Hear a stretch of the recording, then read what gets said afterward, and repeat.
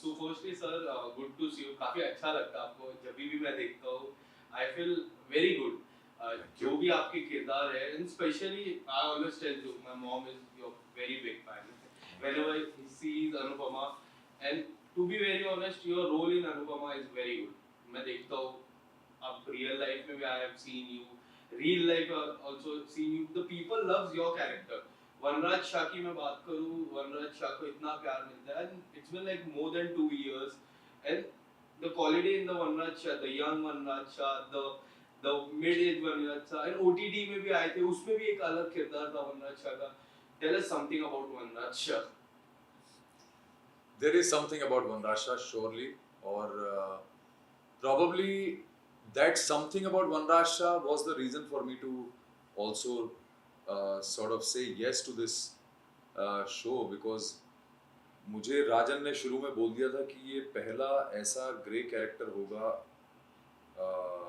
जो शो का हीरो है. अदरवाइज टेलीविजन में बहुत ही टिपिकल जो हीरोज होते हैं वो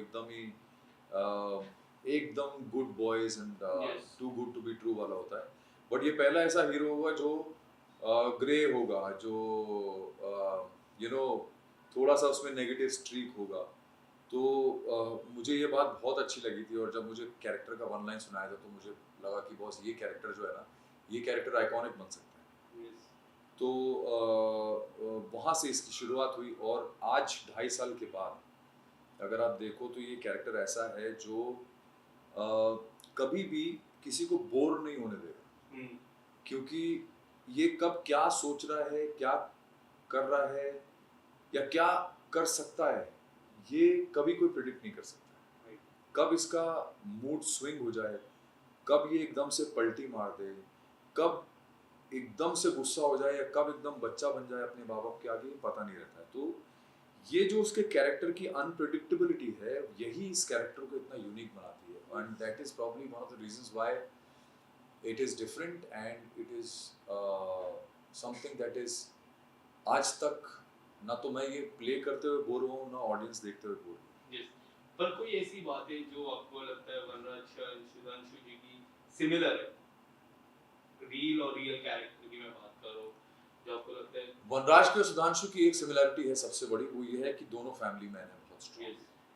So that is one thing very very similar between Vanraj Shah and Sudhanshu Pandey, that both are extremely dedicated to the family.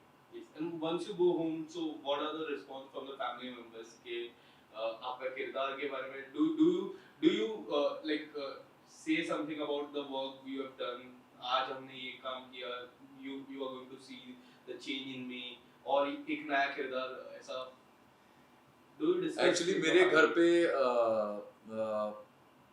मेरा काम नहीं देखते लोग. टेलीविजन शोज बहुत रेयरली, मेरे बच्चे तो बिल्कुल नहीं देखते हैं, Yes.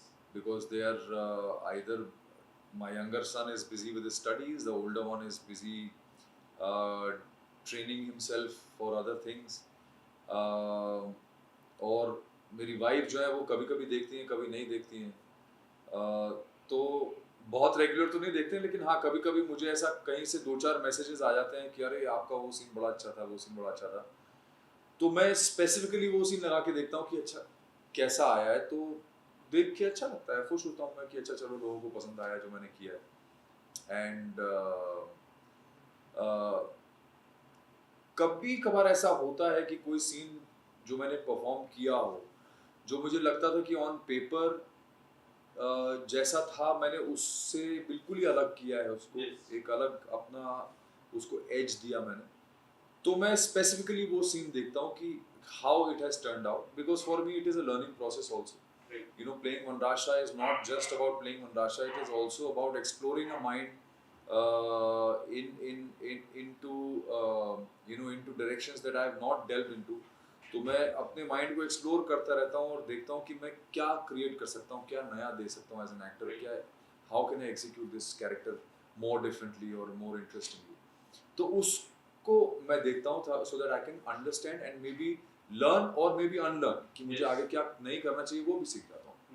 एंड अनुपमा की मैं बात करूँ, अनुपमा सीरियल की मैं बात करूँ, स्पेशली मेकर्स और राजन शाही की मैं बात करूँ, जिस तरह की सीख देते लोगों को, जैसे मैं एक एग्जांपल दूंगा कि अनुपमा जी की जो सेकंड मैरिज है उसमें भी एक सीख थी कि girl should get that right to get second marriage है।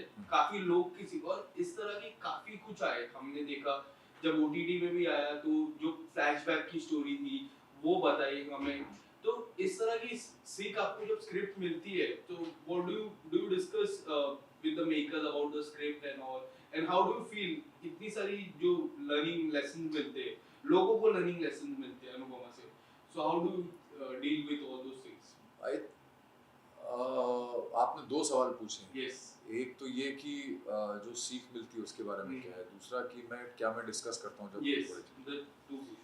तो पहला तो ये कि definitely yes, writers and producers have been doing a fantastic job by writing down stuff in such a way that we are able to as actors, हम लोग अपने performances से थ्रू अच्छे मैसेजेस जो सोसाइटी को अपलिफ्ट कर सकें, लोगों की मानसिकता को चेंज कर सकें, जो यंग वल्नरेबल माइंड है बच्चों का या ग्रोइंग अप जो बच्चे हैं या टीनेजर्स हैं, उनके दिमाग को एक अच्छा इन्फ्लुएंस दे सकें, एक अच्छी दिशा में ले जा सकें, because we have repeatedly shown our culture in the show, and what is the beauty of our culture and how we celebrate the festivals. और हर बार जब कोई त्योहार होता है तो किस तरह से the whole family comes together and forgets about everything that is going on but comes together to celebrate those special moments. and ये सब वो चीज़ें जो हर परिवार को याद रखनी चाहिए, समझनी चाहिए, because in the end family तो फैमिली होती है, and you should not miss your special moments, the special days, festivals हैं, बर्थडेज हैं, एनिवर्सरीज हैं, या जो हमारे कल्चर से रिलेटेड चीज़ें हैं, या जो ऐसी चीज़ें हैं जो जिसमें हम कोई सोशल मैसेज दे सकें कि बच्चों की पढ़ाई लिखाई पे कैसे ध्यान देना चाहिए, या बच्चों को बात करना बड़ों से आना चाहिए, कैसे बड़ों की रिस्पेक्ट करनी चाहिए, कैसे छोटों से पेश आना चाहिए, हर तरह की चीज़ हम लोगों ने उसमें पोर्ट्रे की है और हम लोग रेगुलरली करते आ रहे हैं। और वो इसके लिए मैं I would thank the writers and the producers to be constantly giving out a good message to the society. Second, हाँ, जब कुछ बड़ा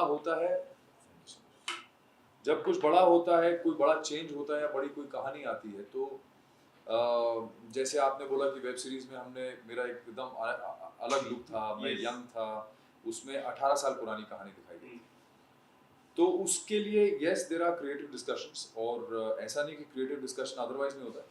बहुत बार ऐसा होता है कि कुछ चीज़ें लिख के आती हैं जिसमें मुझे कुछ ऑब्जेक्शंस होते हैं, तो मैं क्रिएटिव्स के साथ बैठता हूँ, डायरेक्टर से बात करता हूँ, और जो हम लोग एक म्यूचुअल अंडरस्टैंडिंग पे आते हैं उसके हिसाब से उसको करेक्ट भी करते हैं या चेंज करते हैं। क्योंकि कई बार ऐसा होता है कि राइटर कुछ चीज़ें लिख जाते हैं और वो अपने हिसाब से लिखते हैं, बट मुझे ऐसा लगता है कि मैं एग्जीक्यूट करूँगा ये, तो शायद इसका जो मीनिंग है या इम्पैक्ट है वो अलग किस्म से पड़ेगा, तो मैं उसको अपने हिसाब से थोड़ा सा मॉडिफाई करके या उसको टोन डाउन करके मैं एग्जीक्यूट करता हूँ। तो ये सब चीज़ें होती हैं कि जब कोई भी चेंज आता है, बड़ा चेंज आता है, तो हम लोग क्रिएटिव डिस्कशंस करते हैं, बातचीत होती है, and when we mutually agree upon something then we take it forward. OTT की मैं बात करूँ, नाउ हॉटस्टार हमेशा whenever you want you can see the Anupamaa. एक जो फर्क आया है, जब हम आज से 15 साल या 10 साल बैक पीछे चले गए, तो you have this 9:30 बजे रिपीट 11 बजे and then the fresh show, and now कभी भी you can switch on the TV, you can see the Hotstar Anupama, and हमेशा मैं देखता हूँ जब भी हॉटस्टार ऑन करे, when we scroll down the first जो सजेशन रहता है वो अनुपमा रहता है, और काफी लोगों को रहता है। वो जो फर्क आया है, ओटीटी का फर्क, ओटीटी पे भी गया, ये जो चेंज आया ओटीटी का, कितना लगता है आपको कि कितना फर्क as an actor, as an producer, as an makers, ये जितने भी लोगों को फर्क कितना दिखा है, डिफरेंस? देखिए, मुझे ऐसा लगता है कि टेलीविजन की ऑडियंस अलग है और ओटीटी की ऑडियंस अलग है। टेलीविजन एक मिडिल क्लास मीडियम है और हम सब उसी मिडिल क्लास से आते हैं। yes. हमारी सबकी पैदाइश परवरिश उसी मिडिल क्लास में हुई। इंडिया का मिडिल क्लास जो है, it's the largest Yes. Section of the society. और यही मिडिल क्लास है जो हमारी देश की संस्कृति को, संस्कारों को संभालता भी है और आगे पास ऑन भी करता है। तो हमारे मिडिल क्लास को केटर करने वाला टेलीविजन है, और इसीलिए टेलीविजन इतना सक्सेसफुल है, और टेलीविजन से बड़ा कोई मीडियम नहीं हो सकता है। फिल्म्स का अपना एक ऑडियंस होता है, बहुत वो लार्जर देन लाइफ है, बट ये एक वो चीज़ है जो दाल रोटी की तरह है, जो इंसान को रोज चाहिए। Yes. ये स्टेपल फूड है, ये staple diet.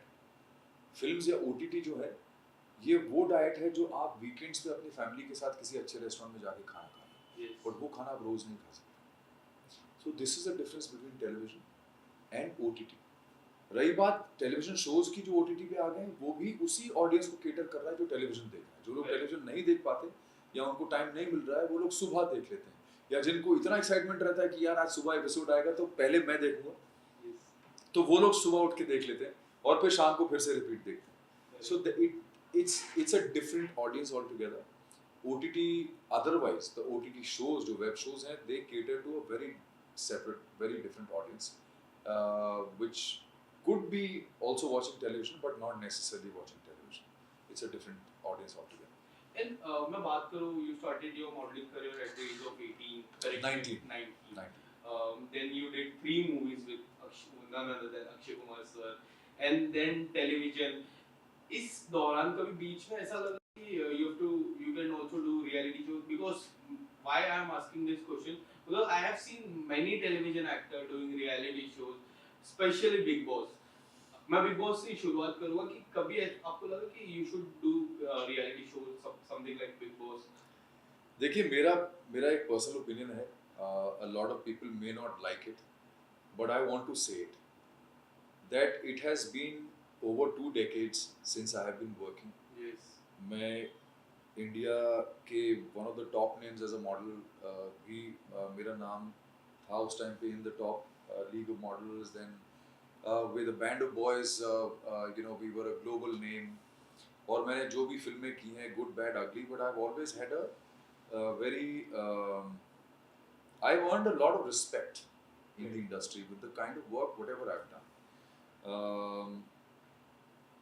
And till date, my only hunger is to earn respect Yes. with my work. A show like you mentioned, Big Boss, is not something that somebody like me can be a part of, because I would not want some random guys to come on the same platform as I have. Yes. जो जिन्होंने काम किया भी हो या नहीं भी किया हो, या कोई भी कहीं से भी उठ के आएगा, and just because they are in the same premise as me, tomorrow they can speak to me badly because that is the format of the show. Yes. Tomorrow they can maybe abuse me or talk to me disrespectfully because that is the format of the show, Yes. right? So I am not cut out for that. I don't need it. I don't need to be a part of that. So I personally feel that even if I have to do very small work in my life, I would do it, but I would never become a part of a show like a Big Boss, because that has got to do with my self-respect and dignity, which I would never lose at the cost of creating entertainment for somebody else. So that is something that I'm not cut out for. Yes. And lastly, before ending of this conversation, what would you like to say to your fans who has loved you so much, especially the moms? I'll pick my mom also. My mom also. Tell us something about your fans. A message to your fans. The message to my fans is very simple. आप लोग हैं तो हम हैं, या मैं हूँ। आप लोगों का प्यार है तो मुझे इंस्पिरेशन है, और आप लोग जब तक प्यार देते रहेंगे तब तक मेरे जैसा एक्टर काम करता रहेगा, क्योंकि मेरे लिए कुछ भी करना तभी पॉसिबल है जब आप लोग का प्यार और आप लोगों का आशीर्वाद मुझ तक आता रहेगा. So please keep giving your love always to me and to my work, and I promise you that I'll keep giving you better and better entertainment all my life. Thank you so much. Thank you.